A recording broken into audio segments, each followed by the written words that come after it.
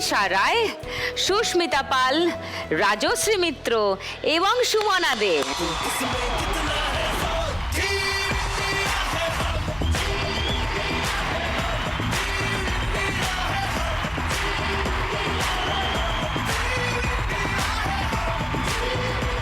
Nice, superb.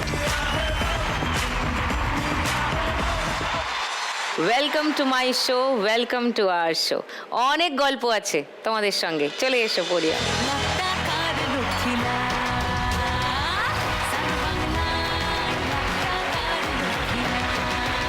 গায়ে কাটা দিচ্ছে তোমাদের দেখে, আর তোমাদের কেমন লাগছে?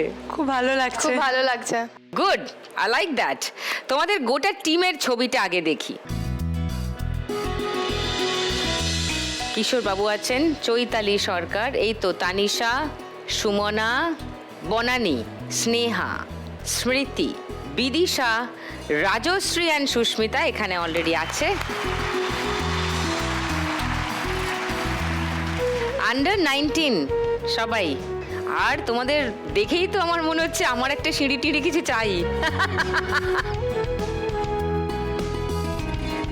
ভলিবল খেলতে গেলে তো প্রাইম ক্রাইটেরিয়া না, হ্যাভিং আ গুড হাইট। তো তোমরা সবাই 6 না 5.5? 5 ফুট 9। হ্যাঁ 5'9". জার্নিটা শুরু হলো কেমন করে জানতে চাই প্রথমে। তানিশাকে কোন টিম দিয়ে শুরু হলো খেলা? বেসিক্যালি আমাদের ফার্স্টে এটা স্কুল গেমস ছিল, তো আমাদের স্কুল ডিস্ট্রিক্ট হয়, ওখান থেকে সিলেকশন হয় স্কুল ন্যাশনালে, টিম তৈরি হলো। ওর একটা টিম তৈরি হয়, সেটা নৈহাটি এসিতে আমাদের ক্যাম্প লাগে।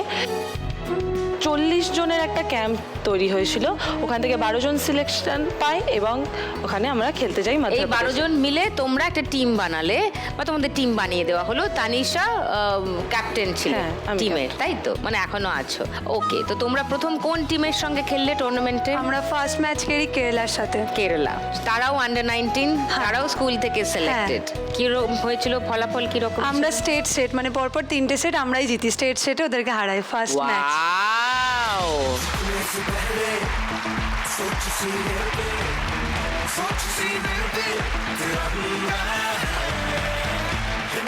আচ্ছা, তারপরে রাজশ্রী কি হলো? তারপরে ম্যাচ ছত্তিশগড়ের সাথে হয়েছিল, আমরা ছত্তিশগড়কেও স্টেট সেটেই হারাই। রিয়েলি?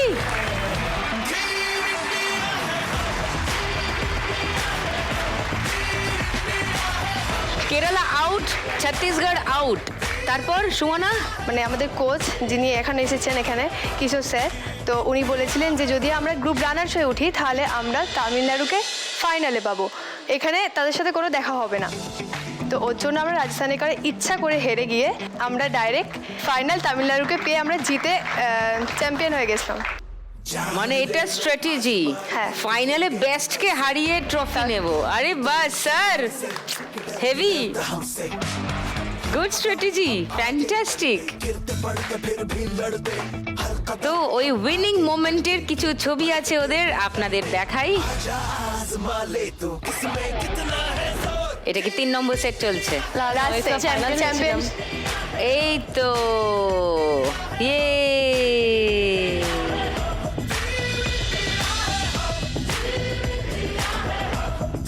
ওয়াও।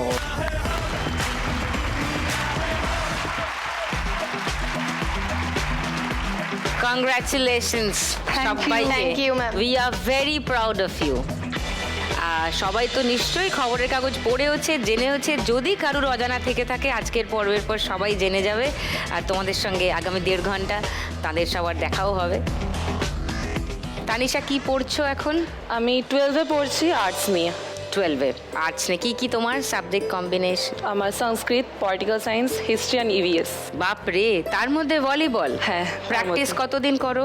প্র্যাকটিস ডেইলি, শুধু একদিন উইকে একদিন রেস্ট নিই, সেটা প্রয়োজন। আর এমনি আমাদের প্র্যাকটিস হয় সকাল এবং বিকাল দুবার? হ্যাঁ। কতক্ষণ করো? 3 ঘন্টা। সকালে 3 ঘন্টা? সকালে 3 ঘন্টা, বিকালে 3 ঘন্টা? হ্যাঁ।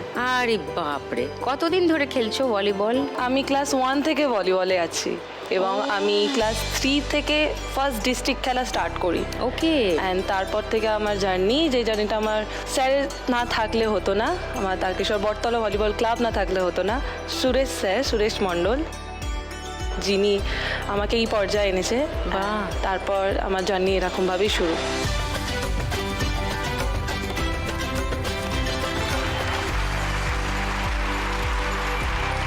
ভলিবল খেলার ইচ্ছা হলো কেন হঠাৎ? ভলিবল- অবশ্য তখন তুমি খুব ছোট ছিলে, মানে তোমার ইচ্ছার থেকেও মনে হয় বাবা মার ইচ্ছা বেশি। বাবার ইচ্ছা তো ছিলই, কারণ বাবা একজন ক্রিকেট প্লেয়ার ছিলেন, কিন্তু ফাইন্যান্সিয়ালের দিক থেকে তিনি এগাতে পারেননি ক্রিকেট নিয়ে। Okay. তো তার ইচ্ছা ছিল আমাদের 2 মেয়ে, আমার দিদিও আছে।